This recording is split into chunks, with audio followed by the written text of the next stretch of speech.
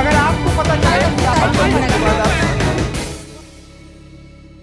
दो कमाल की किताबें लाया हूं। एक तो रद्दी की दुकान में मिली पर कतई रद्दी किताब नहीं, बड़ी ज़रूरी किताब है। शीर्षक है अनकही कहानी, द अनटोल्ड स्टोरी। इसको लेफ्टिनेंट जनरल BM कौल ने लिखा है। ये वही जनरल कौल हैं जिनके बारे में ये इल्ज़ाम लगाया गया कि वो पंडित नेहरू के बहुत करीबी थे, इसलिए उनको इन्फेंट्री का ज़्यादा तजुर्बा न होने के बावजूद सेंसिटिव ईस्टर्न कमांड का मुखिया बना दिया गया और बीच जंग में इसीलिए उनको हटाना पड़ा। इसको लेकर बहुत कुछ कहा गया। जनरल कौल ने लिखा है कि मेरे खिलाफ बहुत अफवाहें फैलाई गई, मैंने उनका प्रतिवाद नहीं किया, लेकिन जब नेहरू की मौत के बाद भी ये सिलसिला नहीं रुका तो मुझे लगा कि अपना पक्ष रखना चाहिए और उन्होंने ये किताब लिखी। 1967 में ये किताब आई थी और ये किताब मेरे हाथ लग गई है, बहुत सहजता से उपलब्ध नहीं है। और आप समझिए कि इसको मैंने आज सुबह उठाया और 67 पन्ने खींच दिए, दफ्तर आना था तब भी। ये इतनी कैप्टिवेटिंग बुक है। इसमें उन्होंने बताया अपना शुरुआती दौर कि जब भगत सिंह और बटुकेश्वर दत्त ने लाहौर की असेंबली में बम फेंका तब ये वहाँ मौजूद थे, उसी दर्शक दीर्घा में मौजूद थे। उसके बारे में बताया, अपनी क्रांतिकारी गतिविधियों के बारे में, फ़ौज में कैसे भर्ती हुए, सैंडहर्स्ट में जो ट्रेनिंग होती थी इंग्लैंड में वो कैसी होती थी, वहाँ भेदभाव कैसा होता था, वापस आए तब का क्या हाल रहा, इन सब के बारे में विस्तार से बात। और एक बात ये भी कि चूँकि मैं आज़ादी मिलने के पहले ही भारतीय राष्ट्रीय कांग्रेस के नेताओं और राष्ट्रवादी ताकतों के साथ था, इसलिए फ़ौज के कुछ अफसर मुझसे चिढ़ते थे और इसको उन्होंने फिर बिल्ड ऑन किया है। अभी मैं पूरा नहीं पढ़ पाया, जो उसको पूरा पढ़ लूँगा तो किताबी बातें या किसी और प्रोग्राम में आपको ज़रूर बताऊँगा कि जनरल कौल का जंग और उसके इर्द गिर्द अपना पक्ष क्या है। दूसरी किताब, ये मधुकर उपाध्याय हैं, मशहूर पत्रकार, उन्होंने इसे नए सिरे से पेश किया है। ये मैं क्यों कह रहा हूँ इस किताब को, राम कहानी सीताराम, वाणी प्रकाशन से छपी कमाल किताब। फैज़ाबाद अयोध्या के एक सूबेदार हुए ईस्ट इंडिया कंपनी में सीताराम पांडे। उन्होंने फ़ौज में जब भर्ती हुए तो कई लड़ाइयाँ लड़ी, अफ़गान युद्ध भी लड़ा और भी युद्ध लड़े। जब वो रिटायर होने को थे तो उनके कर्नल थे जेम्स नॉर्गेट, उन्होंने कहा कि भाई तुम अपने तजुर्बे लिखो, पर उनको डर हुआ कि मैं तजुर्बे लिखूंगा कहीं सरकार की बुराई हो गई तो मेरी पेंशन रुक जाएगी। ये 1858, 59, 60, 61 की बात है।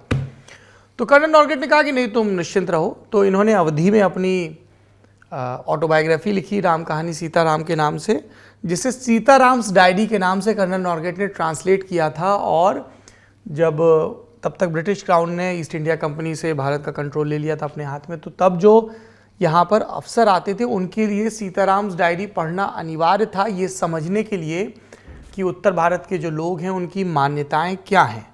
कहानी बहुत रोचक है और इसमें एक बहुत ट्रेजिक मोड़ भी आता है। सीताराम पांडे बताते हैं कि किस तरह से उनको फ़ौज में भर्ती किया गया, गांव में किस तरह से उनको बहिष्कार का सामना करना पड़ा क्योंकि उन्होंने समंदर पार किया था, उनके प्रेम किस तरह से हुए, जंग में अनुभव क्या रहे।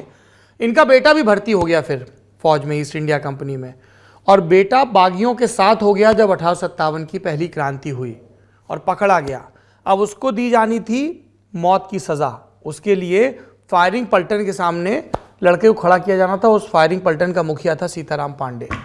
सीताराम पांडे को बिल्कुल ऐन मौके पे पता चला कि जो सामने खड़े हैं नौजवान, इसमें उनका बेटा भी है। आगे क्या हुआ आपको किताब में पता चलेगा। 1857 के संग्राम में हमारी खास दिलचस्पी है। ये जवाहरलाल नेहरू विश्वविद्यालय में शोध के दौरान मेरा विषय भी था एमफिल में, तो कुछ पुरानी किताबें पलट रहा था तो ये सामने आई, तो मुझे लगा कि आपको राम कहानी सीताराम के बारे में भी बताना चाहिए। अद्भुत किताब है, ज़रूर पढ़नी चाहिए। दो किताबें हो गई। अनुभव सिन्हा की फिल्म आई है भीड़, उस पर हमने विस्तार से बातचीत भी की है, वो आप लर्न टॉप पे देख सकते हैं। और फिल्म का रिव्यू भी मैं देख रहा हूँ सब तरफ से अच्छा आ रहा है। हिंदुस्तान में पॉलिटिकल फिल्में, हिंदुस्तान में हुई तमाम त्रासदियों को दर्ज करती फिल्में कम बनती हैं, और हमारी तो राजनीति में रुचि है ही विद्यार्थी के तौर पर, इसलिए इस फिल्म को देखने का इरादा है। इसके अलावा ऑस्कर वाली फिल्में अलग अलग प्लेटफॉर्म पर उपलब्ध हैं, उनको भी देखा जाएगा। तो ये हमारा वीकेंड का प्लान है। आप लोग वीकेंड पे जो भी देखें, जो भी पढ़ें, लिखें, सुनें, उसके बारे में बताएं।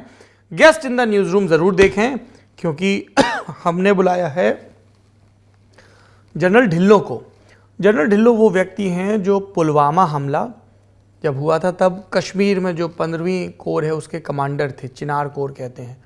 पुलवामा हमले के 100 घंटे के भीतर कैसे उसके मास्टरमाइंड कामरान उर्फ गाजी को एनकाउंटर में मारा गया, और उसके बाद की वो प्रेस कॉन्फ्रेंस जब पत्रकारों ने पूछा कि क्या गाजी मारा गया, तो जनरल ढिल्लों का जवाब था कितने गाजी आए, कितने गाजी गए, परवाह नहीं, we are there to protect you.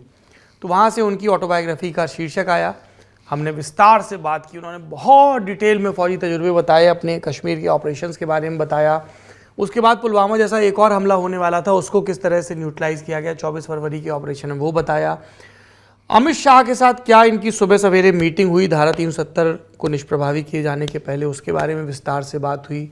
Kashmir में किस तरह की पॉलिसी की ज़रूरत है, फौजियों के किस तरह के तजुर्बे हैं, अग्निपथ स्कीम समेत दर्शकों ने जो सवाल पूछे थे वो भी पूछे गए। आई प्रॉमिस यू, मैं आपको यकीन दिलाता हूँ, ये guest in the news room के अविस्मरणीय एपिसोड्स में से एक है और आप किसी भी कीमत पर इसे मिस करना नहीं चाहेंगे, तो इसको भी ज़रूर देखिएगा।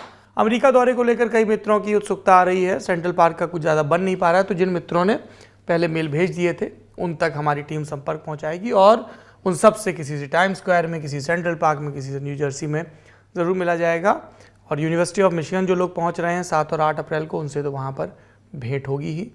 येल भी जा रहे हैं अपन गुफ्तगू करने, हमने बड़ा सुन रखा है इन यूनिवर्सिटीज़ के बारे में, तो अब जाकर देखेंगे और कोशिश करेंगे कुछ ब्लॉग बनाएं, तो लौट के आपको ही बताएंगे कि ये जो सबसे झामफाड़ यूनिवर्सिटीज़ हैं दुनिया की, वो सच्ची मुच्ची में कैसी दिखती हैं और वहाँ पढ़ाई कैसी होती है।